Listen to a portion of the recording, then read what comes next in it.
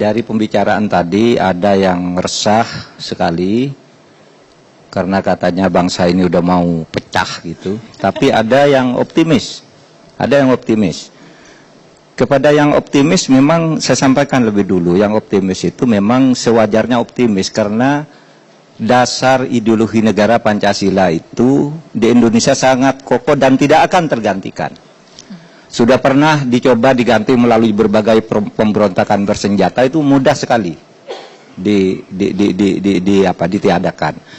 Sudah pernah dicoba melalui jalur resmi di konstituante, silakan kalau mau ganti Pancasila. Pemilu tahun 99 silahkan dirikan partai kalau mau mengganti Pancasila. Sesudah pemilu kalah juga yang mau mengganti Pancasila itu keseluruhannya kalau digabung itu cuma 12%. Yang lain tetap ingin ke Pancasila.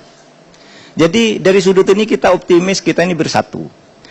Bagi Islam sendiri menjadi penunjang ini pluralisme berdasar Pancasila ini karena Islam sendiri mengatakan keberbedaan itu adalah fakta ciptaan Tuhan. Tadi sudah mengatakan ciptaan Tuhan, walau sya'allahu la ja'alakum ummatan wahidah. Kalau Allah mau manusia ini satu aja kok. Ini karena Allah menciptakan perbedaan agar kamu bekerja dengan baik dan bekerja sama. Itu satu. Jadi jangan pesimis kalau soal kekokohan Pancasila. Tapi ya yang resah itu memang ada alasannya. Persoalannya itu apa sih? Persoalannya itu bukan soal perbedaan primordial yang menajam. Tidak ada menurut saya. Tidak ada siapa coba yang mau sekarang tidak suka terhadap perbedaan itu. Umat Islam sudah jelas mendukung. Yang ada sekarang itu ada persoalan ketidakadilan. Persoalan tidak tegaknya hukum, persoalan kesenjangan itu persoalannya. Kalau mau ngelola negara itu selesai, tidak usah diskusi lagi tentang pluralisme, sudah selesai.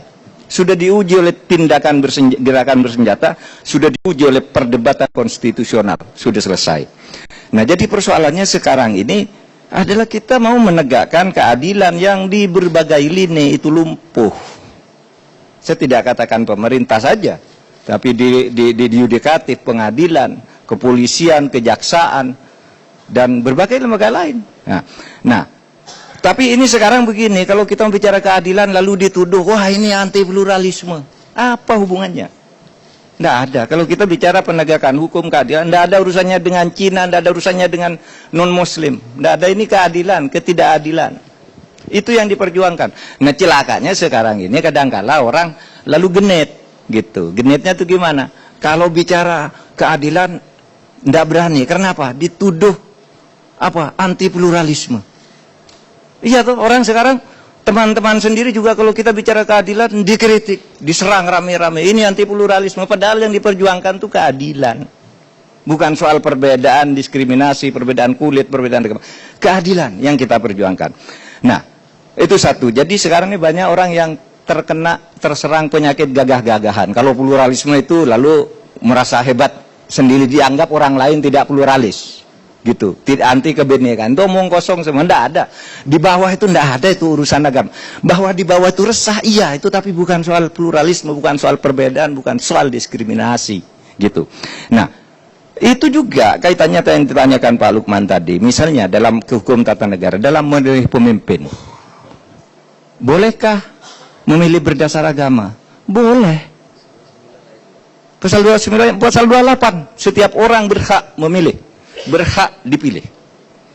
Konvensi internasional ya, tentang hak sipil dan hak politik, ECOSOC menyatakan berhak memilih siapa saja. Berdasar ikatan primordial sekalipun karena itu hak. Nah, oke, itu undang-undang dasar.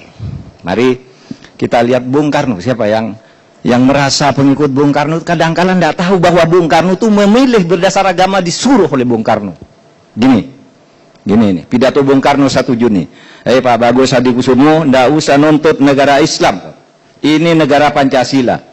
Tapi kalau orang Islam ingin agar di Indonesia ini keluar hukum-hukum Islam, rebutlah kursi-kursi kepemimpinan di Dewan Perwakilan Rakyat agar hukum-hukum di Indonesia ini masuk aspirasi Islamnya. Itu kata Bung Karno. Baca nanti pidato 1 Juni.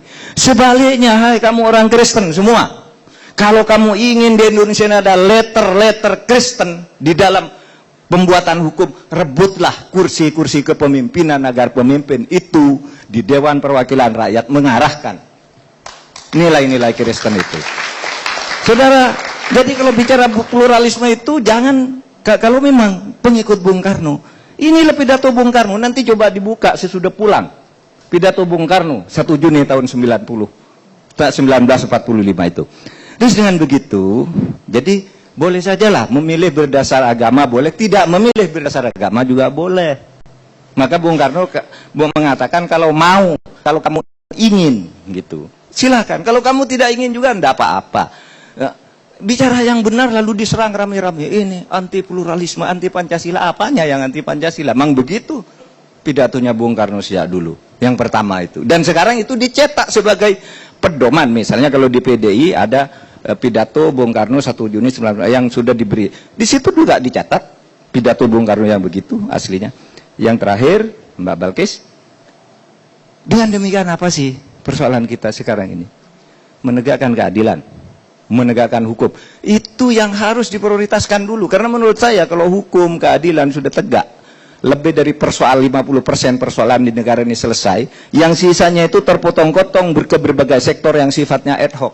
Hukum dan keadilan dulu. Kalau hukum keadilan sudah ditegakkan, miskin bersama-sama orang Indonesia itu enggak apa-apa kok. Ini kan sudah miskinnya enggak rata, yang suka kaya sekali sini. Ya marah dong orang, bukan karena pluralisme, bukan karena apa gitu. Sekira itu, karena kalau hukum tidak tegak, ini kuncinya. Kalau hukum tidak tegak akan terjadi public distrust. Tepuk tangan untuk Prof. Mahfud ya. Public distrust. Terima kasih. Assalamualaikum warahmatullahi wabarakatuh. Waalaikumsalam warahmatullahi wabarakatuh.